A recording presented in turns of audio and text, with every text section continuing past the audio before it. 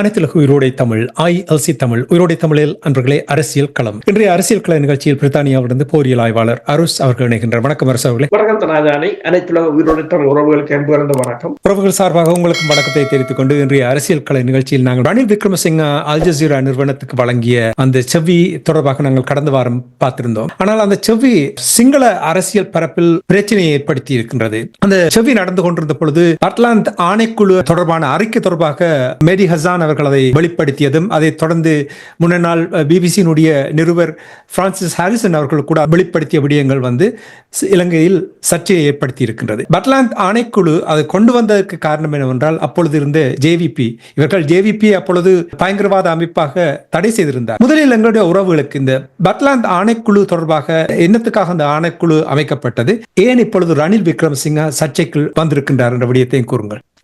பட்லாந்து ஆணைக்குழுவை கிட்டத்தட்ட 40 வருடமாக அது இருந்த போதும், அல்லது கூடுதலான வன்முறைகளை இடம்பெற்றது 87ஆம் ஆண்டுல இருந்து 88ஆம் ஆண்டுல இருந்து 90ஆம் ஆண்டு வரையிலும் இடம்பெற்ற ஜேவிபி 2வது கிளர்ச்சியின் போது, அப்போது யுஎன்பியினர் மிக மோசமாக ஜேவிபியை அடக்கிய சமயத்துல பெருமளவான வதை முகாம்களை தென்னிலங்கையில் நிறுவியிருந்தார்கள். அதுதான் இந்த பத்லாந்து. அது கொழும்பு பல்கலைக்கழகத்துக்குள்ளும் கூட வைத்திருந்தார்கள் என்று கூறப்படுகிறது. அதில் இறந்தவர்கள் ஏராளமானவர்கள், கொல்லப்பட்டவர்கள், சித்திரவதை செய்து கொல்லப்பட்டவர்கள் ஏராளமானவர்கள், தப்பி வந்தவர்கள் இருக்கிறார்கள். இப்போது வெளிநாடுகளிலும் இருக்கிறார்கள், உள்ளூரிலும் இருக்கிறார்கள். அது இப்ப யுஎன்பி அரசு, அந்த ஐக்கிய தேசிய கட்சி அரசு தான் இந்த வதை முகாம்களை நடத்தி இருந்தது. இந்த வதை முகாம்களுக்கான கட்டிடங்களை வழங்கியது ரணில் விக்ரமசிங்க. ரணில் விக்ரமசிங்க அலுவலகமும் அங்கிருந்ததாகவும் அவர்தான் இதனை மெயின்டைன் பண்ணியதாகவும் கூறப்படுகிறது. உதாரணமா என்னென்றால், ரவி ஜெயவர்த்தனா இறந்த பிற்பாடு ஒரு ரணில் விக்ரமசிங்காவை ரவி ஜெயவர்த்தனாவின் இடத்துக்காகத்தான் கொண்டு வரப்பட்டது. என்னென்று சொன்னால், அதாவது ஐக்கிய தேசிய கட்சி ஒரு முகத்தை வெளியில் காட்டும் போது அது அரசியல் முகம், அதற்கு பின்னால் இருக்கின்ற ஒரு கோர முகமாகத்தான் ரணில் விக்ரமசிங்கா செயற்பட்டிருந்தார். அது முன்னரும் பல தடவைகள் சொல்லப்பட்டது, யாரும் அதை கேட்கவில்லை. ரணில் விக்ரமசிங்கா எந்த இடத்திலும் நீங்கள் பார்த்தீர்கள் சொன்னால் முகம் தெரியாது, ஆனால் அவர்தான் மீண்டும் பல ஆயுத கிளர்ச்சிகளை அடக்கியதில் பின்னணியில் இருந்தவர் அவர். ஆனால் இப்ப இந்த சமயம் அது வெளிவந்திருக்கின்றது. இவ்வளவு காலம் அது வெளிவந்தது, ஆனால் அதனை யுஎன்பி தான் பயன்படுத்தியது அவரை என்றபடியால் யுஎன்பி ஒவ்வொரு சந்தர்ப்பத்திலும் அவரை காப்பாற்றி கொண்டுதான் இருந்தது. இந்த நீங்கள் கேட்டது போல இந்த பட்லாந்து ஆணைக்குழு கிட்டத்தட்ட 208 பக்கம் கொண்ட அந்த அறிக்கை கிட்டத்தட்ட 700க்கும் மேற்பட்ட தடவைகள் பிரதி செய்யப்பட்டாலும், கொப்பி எடுக்கப்பட்டாலும் யாரும் அதை சட்டமா அதிபருக்கு அனுப்பி நடவடிக்கை எடுப்பதற்கு முயற்சிக்கவில்லை. அதை ஒரு பாகையின் ஷிப்பாகத்தான் பயன்படுத்தினார்கள். சந்திரிகா பண்டாரக குமாரதுங்கவிடம் 98ஆம் ஆண்டு அது கையளிக்கப்பட்ட போது கூட 99ஆம் ஆண்டு ரணிலை தனது வழிக்கு கொண்டு வருவதற்கு, மிரட்டுவதற்கு பயன்படுத்தி விட்டு தூக்கி கிடப்பில் போட்டு விட்டார். தேர்தல் பிரச்சாரங்கள், அரசியல் லாபங்களுக்காக பயன்படுத்தப்பட்டது. அந்த மக்களுக்கு நீதி கிடைக்கவில்லை இதுவரை காலம். இப்போது என்ன பிரச்சனை என்று சொன்னால், இது இப்போது இந்த என்பிபி அரசு கையில் எடுத்திருக்கின்றது. இது நாடாளுமன்றத்தில் சமர்ப்பிக்கப்பட்டிருக்கின்றது, சட்டமா அதிபருக்கு அனுப்பப்பட போகும் என்னும் போது யுஎன்பியின் சரித்திரத்தை, அதாவது யுஎன்பியின் பிரதம தூண்கள் எல்லாத்துக்குமான ஒரு என்னன்னு சொல்ற ஒரு நெருக்கடியாக, அதாவது ரணிலின் அரசியல் வாழ்க்கை முடிஞ்சதுக்கு சரியாக இருக்கலாம். இது ரணிலை பொறுத்தவரையில் தென்னிலங்கை மக்கள் ரணில் விக்ரமசிங்காவை ஏற்றுக்கொள்ளவில்லை. அது தெளிவானது ஒன்று. ஏனென்று சொன்னால், நீங்கள் அல் ஜசீரா தொலைக்காட்சியில் நீங்கள் பார்த்தீர்கள் என்று சொன்னாலே, மேரி ஹசான் ஒரு கேள்வியை கேட்கிறார். நீங்கள் வந்தீர்கள், பொருளாதாரத்தை தூக்கி நிறுத்தினீர்கள் என்று கூறினாலும் உங்களை மக்கள் அரசு தலைவர் தேர்தலில் புறக்கணித்து விட்டார்களே. ஆனால் தமிழ் மக்கள் நம்புவதுதான் பெரிய ஒரு வேடிக்கையானது. சிங்கள மக்கள் தூக்கி எறிந்து விட்டார்கள், தமிழ் மக்கள். அதுக்குத்தான் மீண்டும் அந்த தமிழ் மக்களுடைய பிரச்சனையை மரிஹாசன் கொண்டு வந்தார். அதாவது எல்லா ஆணைக்குழு, அதாவது இந்த போர் இடம்பெற்ற சமயம், முள்ளிவாய்க்கால் சம்பவம், எல்லாவற்றையும் அவர் போட்டுடைத்து விட்டார். எல்லாவற்றையும் கொண்டு முன்னுக்கு அடுக்கி வைத்தது என்றால் தமிழ் மக்களும் இனி வெளிப்படைய சிங்கள மக்கள் தெளிவாக இருக்கிறார்கள். ரணில் பொருளாதாரத்தை நிமித்தினாரோ தூக்கினாரோ என்று அவர்கள் பார்க்கவில்லை. அவர்களுக்கு தெரியும் ரணிலின் முகம் என்ன என்று அவர்களுக்கு தெரியும். தமிழ் மக்கள் நல்லாட்சியை தருவார், வல்லவர் என்று கூறுவது வந்து உண்மையில் நீங்கள் பார்த்தீங்கன்னு சொன்னால் அரசு தலைவர் தேர்தலின் போது அவர்கள் முகாமிட்டு இருந்ததும் வடக்கில கிழக்கில தான். ஆனால் இந்த நீங்கள் கேட்டது போல இந்த இந்த வதை முகாமின் விசாரணை வந்து தென்னிலங்கையில் இப்ப என்பிபியை பொறுத்தவரையில் அவர்களுக்கு இப்போது எதிர்கட்சிகளை இல்லாது செய்ய வேண்டும். இது என்பிபி தேசிய மக்கள் சக்திக்கு நல்லொரு ஆயுதமாக பயன்படுத்த போகிறார்களா ஏனைய அரசியல் கட்சிகளை ஓரம் கட்டுவதற்கு? உண்மைதான். என்னென்று சொன்னால், ஒன்று ஐக்கிய தேசிய கட்சி இதில் நேரடியாக இடம்பெற்றிருந்தது, அதொன்று. இரண்டாவது, சுதந்திர கட்சி அதனை பாகையினாக பயன்படுத்தியதை தவிர அதனை விசாரணை செய்து மக்களுக்கு நீதியை வழங்கவில்லை. அப்ப ஒன்று குற்றம் செய்தவர், இரண்டாவது குற்றத்தை மறைத்த கட்சி. அப்ப இது ஒரு நல்லொரு சந்தர்ப்பம் அவர்களுக்கு கிடைத்திருக்கின்றது. ஆனால் அல் ஜசீரா தொலைக்காட்சி இன்டர்வியூ, அத நேர்காணல் வந்து ரணிலின் அரசியல் செல்வாக்கு உயர்த்துவதற்காக ஒரு பூகோள அரசியல் நலன் சார்ந்து ஒரு பிராந்திய நாட்டால் ஒழுங்கு செய்யப்பட்டதாக கூறப்படுகிறது. ஆனால் அதை இன்னொரு தரப்பு அதற்குள் புகுந்து அதை எதிர்மறையாக மாற்றிவிட்டது. அதாவது அவர் வந்தது பிள்ளையார் பிடிக்க வந்தது, ஆனால் குரங்கா மாறினதுதான் அந்த இன்டர்வியூ ஒரு வரை சுருக்கம் என்று கூறலாம். அப்ப இரண்டு தரப்பு, ஒரு தரப்பு அவரை கொண்டு வந்து இந்த உள்ளூராட்சி தேர்தலில் இந்த சஜித்தையும் ரணிலையும் ஒருங்கிணைத்து உள்ளூராட்சி தேர்தலில் ஒரு பலத்தை காட்டுவதற்குத்தான் இது ஒழுங்கு செய்யப்பட்டது உண்மை.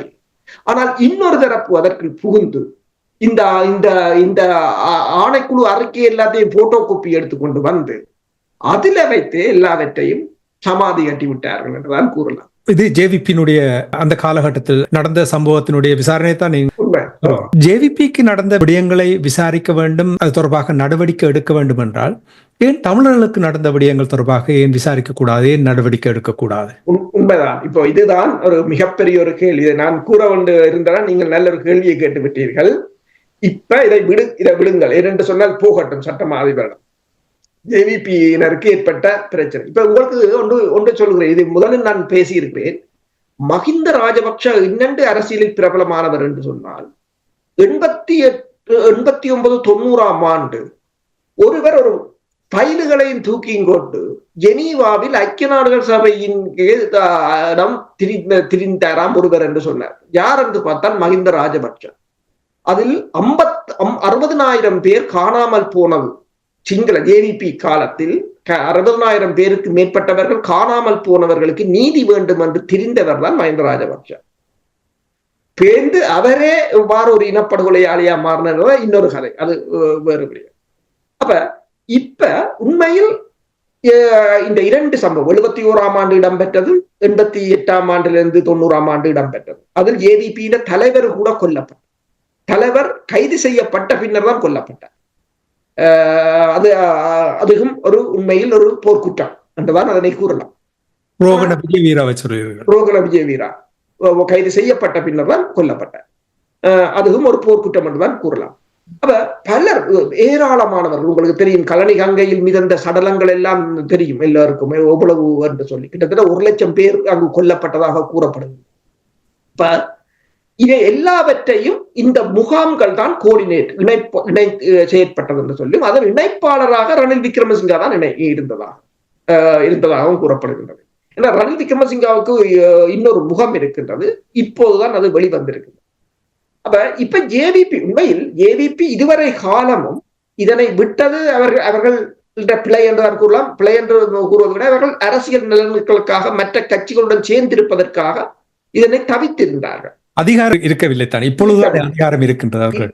இப்போது ஒன்று அவரிடம் அதிகாரம் இருக்கின்றது, இரண்டாவது எதிர்கட்சிகளை, அதாவது இரண்டு பிரதான கட்சிகளையும் இல்லாமல் செய்வதற்கான ஆவணம் கிடைத்திருக்கின்றது அவர்கள் வசம்.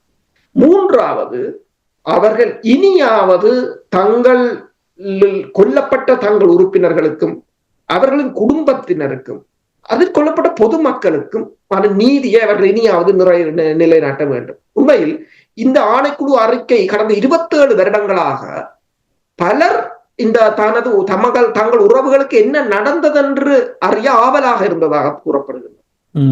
ஆனால் இந்த அரசியல் கட்சிகள் அனைத்தும் அதனை தங்கள் பிரச்சாரத்துக்கு பயன்படுத்தி விட்டு எதிர்கட்சிகளை என்ன சொல்றது வாயமூடம் செய்வதற்கு அவர்களிடம் ஒரு பார்கெயின்ஷிப்பாக பயன்படுத்தி விட்டு கிடப்பில் போட்ட வரலாறுகள் தான் உண்டு. ஆனால் இதே ஒரு உண்மையில் இலங்கை அரசியலில் ஒரு மிகப்பெரிய ஒரு தென்னிலங்கை அரசியலில் ஒரு மிகப்பெரிய ஒரு மாற்றத்தை கொண்டு வரணும். ரணில் விக்ரமசிங்கவுடைய அரசியல் பயணத்தை முடிவுக்கு கொண்டு வரும் என்று நீங்கள் நம்புகிறீர்களா? உண்மைதான், ஏற்கனவே அது முடிந்த பயணம் தான். இனிமேல் அந்த யுஎன்பி அரசியல் பயணம் மிக மிக கடினமாக இருக்கும். ஆனால் நீங்கள் கேட்ட கேள்விக்கு வருகிறேன், இதை என்பிபி இவ்வளவு வேகமாக தூக்கி விசாரணைக்கு கொண்டு செல்வார்கள் என்று சொன்னால், இப்போது தமிழ் மக்கள், அதாவது 2009ஆம் ஆண்டு இடம்பெற்ற இனப்படுகொலை, அதற்கு முன்னர் இடம்பெற்ற இனப்படுகொலை என்று ஏராளமானவர் இருக்கின்றன, ஏராளமான சாட்சியங்கள் இருக்கின்றன. இங்கும் கைது செய்யப்பட்டு தடுப்பு காவலில் வைக்கப்பட்ட போது கொல்லப்பட்டவர்கள் இருக்கிறார்கள். அதற்கு சிறந்த உதாரணம் சிறுவன் பாலச்சந்திரன் மரணம். இவ்வாறு பெருமளவான இருக்கின்றன. அப்ப இதை மெல்ல தமிழ் அமைப்புகளோ தமிழ் கட்சிகளோ இதனை வெளிச்சத்துக்கு கொண்டு வர வேண்டும். சில விடயங்கள் இப்ப பாருங்க, அல் ஜசீரா அந்த பட்டலண்ட வதை முகாம் தொடர்பாக கொண்டு வந்த பிற்பாடுதான் இவ்வளவு வந்திருக்கின்றன. அதே போன்று இப்ப ஒவ்வொரு தொலைக்காட்சிகளினூடாக தமிழ் அமைப்புகளாக இருக்கலாம், தமிழ் கட்சிகளாக இருக்கலாம், தமிழ் மக்களிடையே வெளியே கொண்டு வர வேண்டும். உண்மையில் அந்த அல் ஜசீரா நேர்காணலே அவர் தமிழ் மக்கள் மீது மேற்கொள்ளப்பட்ட இனப்படுகொலை அதை காசாவுடன் கூட ஒப்பிட்டு பேசியிருந்தார், சொல்லியிருந்தார். ஆனால் அதனை நாங்கள் இன்னும் பலப்படுத்த வேண்டும். அதான் நிச்சயமா. அது மட்டும் இல்லாமல் அந்த நேர்காணலில் யூடியூப் வழியாக இப்ப பதிவு செய்திருக்கிறார்கள், நிறைய கருத்துக்கள் அங்கே பதிவு செய்திருக்கிறார்கள். ஒருவர் எனக்கு அழைத்து சொல்லியிருந்தார், அதில் ஒரு சுவாரஸ்யமான ஒரு விடயத்தை தான் அவதானித்தேன். என்னவென்றால், அங்கே ஒரு சிங்களவர் ஒருவர் பதிவு செய்திருக்கிறார், அங்கே எல்டிடி டெரரிஸ்டுக்காக வால் பிடிப்பதற்காக வந்திருந்தார்கள் கூறினார்கள் என்று. அவர் எனக்கு கூறினார், அவர் ஒன்றை மறந்து விட்டார், என்ன தெரியுமா, டெரரிஸ்ட் ஜேவிபி தான் இப்பொழுது ஆட்சியில இருக்கின்றதை மறந்து விட்டார் என்று சொல்லி சொன்னார். எனக்கு அதை கேட்டவுடன் என்ன சொல்லுவது என்று தெரியவில்லை.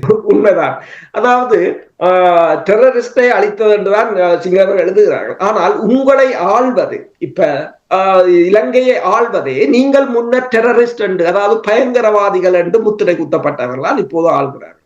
சரி, இலங்கையில் மட்டும் என்று பார்த்தால் இல்லை, சிரியாவில இப்போது ஆட்சி செய்வதும் நீங்களால் தேடப்படுகிறார் என்று $10 மில்லியன் தலைக்கு அறிவித்தவர் தான் இன்று தலைவராக இருக்கின்றார். அவர்களுடன் மேற்குலக நாடுகளும் கொஞ்சி குழாவுகின்றன. அது இன்னொரு குணம். தாலிபான்களை பாருங்கள், நீங்கள் இவ்வளவு காலமும் டெரரிஸ்ட் என்றீர்கள், அவர்கள் தான் ஆட்சி செய்கிறார்.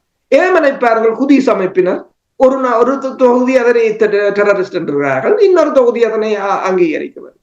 இப்ப இன்னும் நீங்கள் விடுதலை புலிகளை டெரரிஸ்ட் என்றது இனிமேல் இந்த உலகத்தில் எடுபடாது என்பதை நாங்கள் தாழ்மையுடன் சொல்லிக் கொள்கிறோம். இனிமேலும் அது அந்த முடிஞ்சது. அதுல முடிஞ்சது என்றால், இந்த உலக நாடுகள் எப்ப யார டெரரிஸ்ட் என்று சொல்லணும், எப்ப யார சுதந்திர போராட்ட வீரர் என்று சொல்லணும் என்றதை இந்த உலக நாடுகள் எப்படி தரவிலக்கணப்படுத்தி வச்சிருக்கின்றத தமிழ் மக்கள் இப்போது நன்கு அறிந்துட்டார்கள்.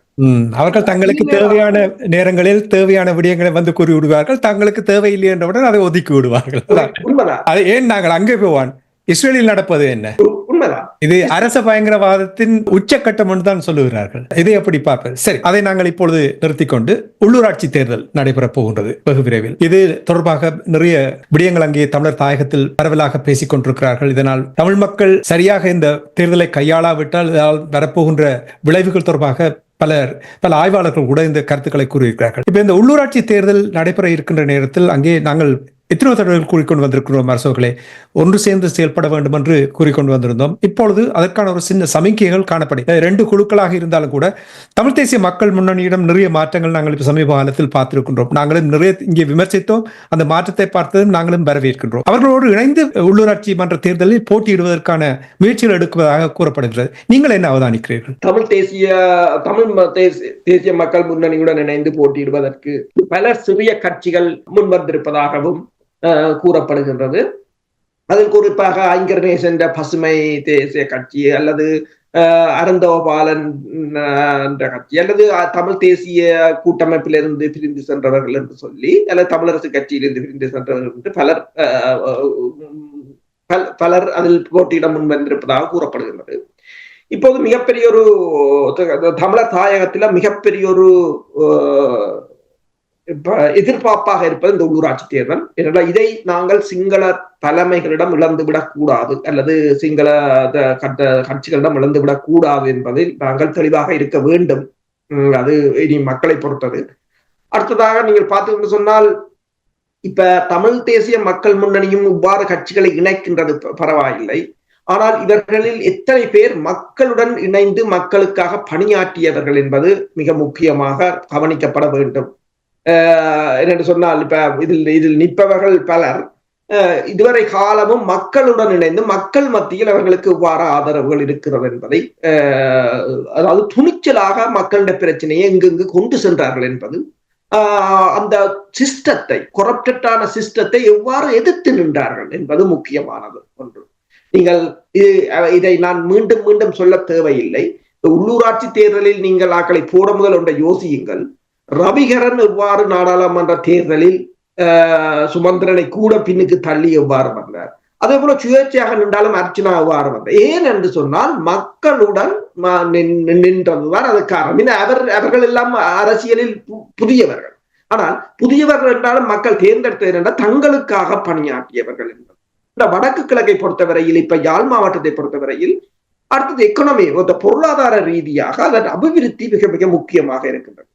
அன்றைக்கு ஒருவர் தொலைபேசியில் கலைக்கும் போது சொன்னார், நாங்கள் இந்த வானொலியில் அடிக்கடி வடக்கில் இருக்கின்ற தொழிற்சாலைகளை பற்றி கதைப்பதுண்டு. பரந்தன் ரசாயன தொழிற்சாலை, சீமெந்து ஃபேக்டரி, அல்லது உப்பளம், உப்பு பிரச்சனை போல நாங்கள் கதைத்தோம். அதே போல ஒட்டு சுட்டான் ஓட்டு தொழிற்சாலையை பற்றி கதைத்தோம். இப்போது திறந்து விட்டார்கள் என்று சொல்லி நீங்கள் கதைத்தீர்கள், அங்கு திறந்து விட்டார்கள் என்று கூறியிருக்கிறார்கள். ஓகே, அது நல்ல நல்ல விடயங்கள்.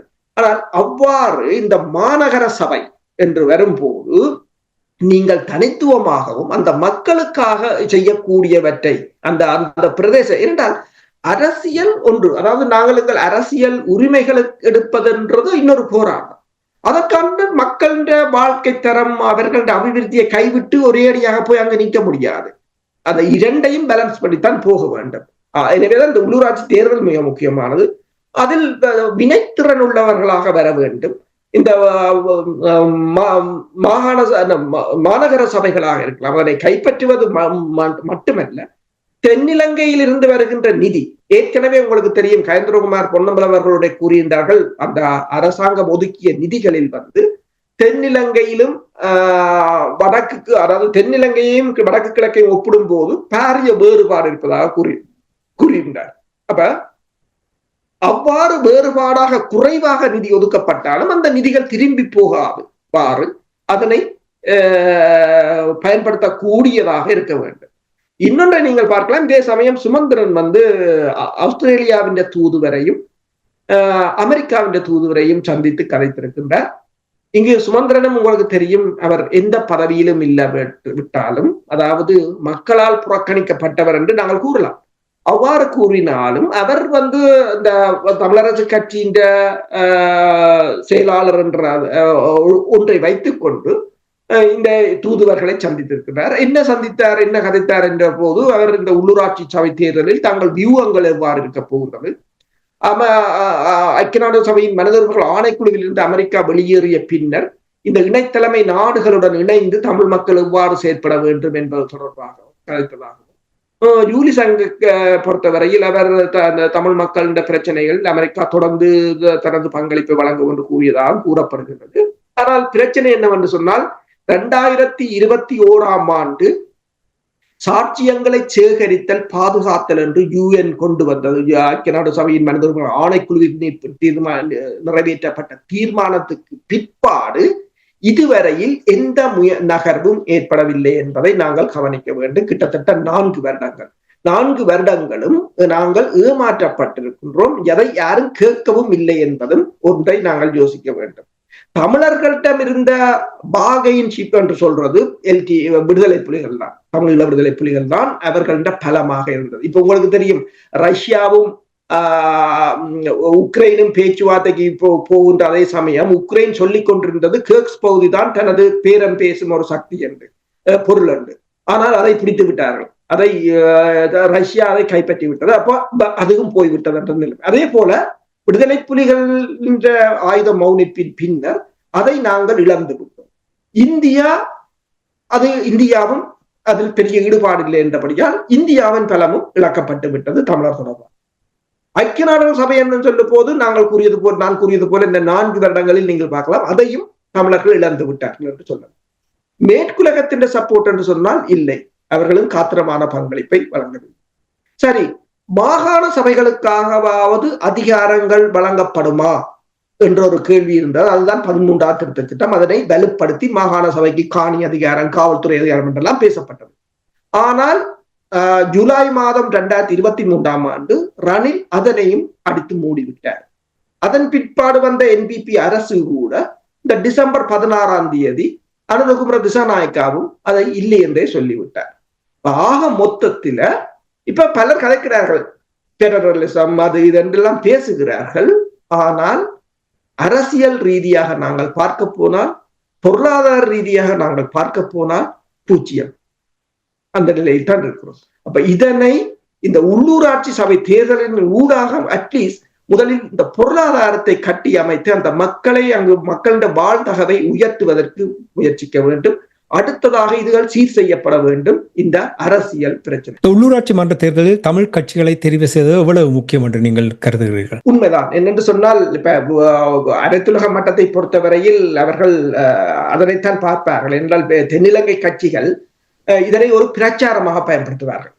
இப்ப அனுரகுமார திசாநாயக்கா பாருங்கள், வடமராட்சிக்கு போய் போட்டோ எடுத்து அதை போடுவதில் தான் அக்கறை காண்பிக்கிறார்கள். வீடுகளில் போயிருந்து சாப்பிடுவதைத்தான் அக்கறை காண்பிக்கிறார்கள். பெருமளவான யூடியூபர்களை வைத்துக் கொண்டு அதன் மூலமாக ஒரு சமூக வலைத்தளங்கள் மூலமாக ஒரு பிரச்சாரத்தை மேற்கொள்கிறார்கள். ஆனால் இந்த பிரச்சாரத்தை மேற்கொள்கிற அதே சமயம் ஏதாவது ஒரு நடவடிக்கை செய்தார்களா என்ற நாங்கள் எடுத்து பார்த்தால் இல்லை. 6 மாதங்கள் ஆகின்றன, ஏதாவது ஒரு நடவடிக்கை எடுத்தார்கள் என்றால் இல்லை இதுவரையில். அதான் முக்கியம். அப்ப இதை உள்ளூராட்சி சபை தேர்தலிலும் அவர்கள் வெற்றி பெற்று விட்டால் தமிழ் மக்களுக்கான இந்த பிரச்சனையும் இல்லை என்ற ஒரு நிலைக்கு வருவார்கள். ஏன்னா மாகாண சபையை கூட அவர்கள் நிராகரித்து விட்டார்கள் என்னும் போது சிங்களவர்களுக்கு என்ன இருக்கோ அதுதான் தமிழர்கள். ஓகே, ஆனால் அவ்வாறான உரிமையோடு தமிழர்கள் வாழவில்லை. அதான் பிரச்சனை. இப்ப இலங்கையின் படைத்துறையை பார்த்தீங்கன்னு சொன்னால் 1,50,000 ராணுவம், பிரித்தானியாவின் ராணுவம் 72,000 பேர். பிரித்தானியா ராணுவத்துல 2 மடங்கு விட அதிகமாக வச்சிருக்கிறார்கள். ஆனா அவ்வளவு பேர் எங்க இருக்கிறார்கள் என்று சொன்னால் வடக்குல கிழக்குல தான் இருக்கிறார்கள். நீங்கள் இப்பொழுது படைத்துறை என்று சொல்லும் பொழுது உடனடியாக எனக்கு ஞாபகம் வந்திருக்கிறது என்னவென்றால், அனுராதபுர போதனா வைத்தியசாலையில் பெண் மருத்துவர் மீது பாலியல் வல்லுணர்வை தூண்டும் வகையில் செயல்பட்ட ராணுவ ஒருவரை கைது செய்திருக்கிறார்கள். இது தொடர்பாக என்ன நீங்கள் அறிந்திருக்கிறீர்கள்? இதுக்கு பின்னால் நிறைய விடயங்கள் இருக்கிறது, என்ன என்று நீங்கள் கூறுவீர்களா? உண்மையில் சிங்கள தேசம் தான் தன்னால் கட்டி வளர்க்கப்பட்ட வன்முறை கலாச்சாரத்தின் சுவையை இப்போது சிங்கள தேசம் சுவைக்க ஆரம்பித்திருக்கின்றது. அதுதான் இந்த பட்டலந்த ஆணைக்குழு விவகாரமும் இப்போது இந்த இராணுவத்தினர். இப்ப நீங்க பாத்தீங்கன்னா தென்னிலங்கையில் இந்த வருடம் முதல் 3 மாதங்களுக்குள்ளும் கிட்டத்தட்ட 70 துப்பாக்கி சூட்டு சம்பவங்கள் இடம்பெற்றிருக்கின்றன. ஆனால் பெருமளவானவர்கள் யார் என்று பார்த்தால் முன்னாள் இராணுவ வீரர்கள்.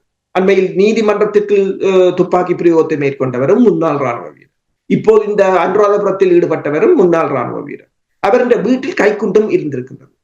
என்றால் போர் நடைபெற்ற காலத்தில் அவர்களுக்கு ஓப்பன் லைசன்ஸ் என்று சொல்றோம். தமிழ் மக்களை என்னவும் செய்யலாம், வெட்டலாம், கொல்லலாம், சித்திரவதை செய்யலாம், நீ விரும்பினால் அவைகளை விடலாம், பாலியல் உறவு மேற்கொள்ளலாம், அவர்களின் சொத்துக்களை சூறையாடலாம், எதுவும் செய்யலாம்.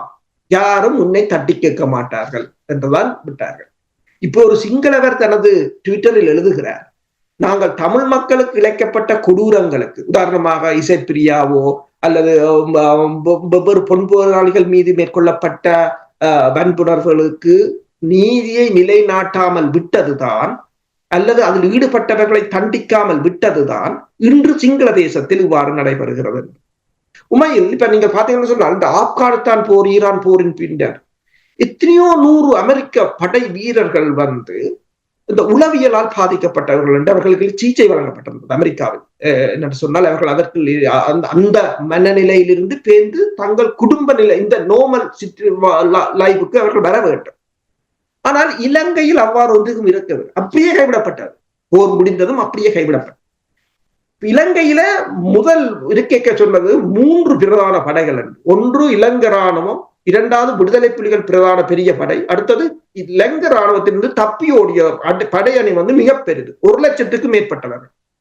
இலங்கை ராணுவம் 1.5 லட்சம், தப்பி ஓடியவர் 1 லட்சம். அதாவது விடுதலை புலிகளை விட அதிகமானவர்கள். எல்லாரும் ட்ரெயின் பண்ணப்பட்டவர்கள், எல்லோரிடமும் ஆயுதங்களை கையாளக்கூடியவர்கள், ஆயுதங்களுடன் போயிருக்கிறார்கள். ஆனால் அவர்கள் மீது எந்த விதமான அவர்களை இலங்கை அரசால் கண்ட்ரோல் பண்ண முடியவில்லை. இப்போது தப்பி ஓடியவர்கள் தான் பிரச்சனை. அவர்களை கொண்டு இனி நாட்டில் ஒரு கலவரத்தையும் ஏற்படுத்த முடியும் என்ற நிலைமை. இப்ப இதில் எங்கு பிழை என்று சொன்னால், இலங்கையில் எந்த ஒரு சிப்பாயும் தண்டிக்கப்பட மாட்டார் என்ற இலங்கை அரசு கொண்டு வந்த கலாச்சாரம் இன்று தென்னிலங்கையை சீரழிக்கிற அளவுக்கு வந்திருக்கின்றது. இலங்கை அரசு இது அவர்களால் உருவாக்கப்பட்டது, அவர்களால் இதற்கான தீர்வை காண வேண்டும். சிறப்பு அரசவர்களே, இன்றைய அரசியல் கள நிகழ்ச்சியில் இணைந்து இலங்கைக்கு உள்ள சமகால அரசியல் நிலைமைகளை உயிரோடை தமிழ் உறவுகளுக்கு எடுத்து வந்தமைக்காக உயிரோடை தமிழ் அன்பர்கள் சார்பாக நன்றி கூறிக்கொண்டு மீண்டும் இன்னும் ஒரு நிகழ்ச்சியில் இணைந்திருப்போம். அதுவரைக்கும் நன்றி, வணக்கம். நன்றி, வணக்கம். எமது பார்வையாளர்களுக்கு வணக்கம். மக்களின் குரலாய் ஓங்கி ஒலிக்கும் இலக்கு மின்னிதழ் மற்றும் உயிரோடை தமிழ் வானொலி ஆகிய இவ்விரு ஊடகங்களும் உங்களைப் போன்ற எமது நேயர்கள் நண்பர்களின் ஆதரவிலேயே இயங்கி வருகின்றன. மிக குறைந்த வளங்களுடன் பல இடர்கள் மற்றும் தடைகளை தாண்டி பயணிக்கும் எமது ஊடகங்களின் பணிகள் மேலும் வளர உங்களால் முடிந்த நிதியுதவியை வழங்கி இன்னும் காத்திரமான செயற்பாடுகளை முன்னெடுக்க உதவுமாறு மிகவும் பணிவன்புடன் வேண்டி நிற்கின்றோம். உங்கள் பங்களிப்பு உங்களின் உரிமை குரலாய் ஓங்கி ஒலிக்கும். நன்றி.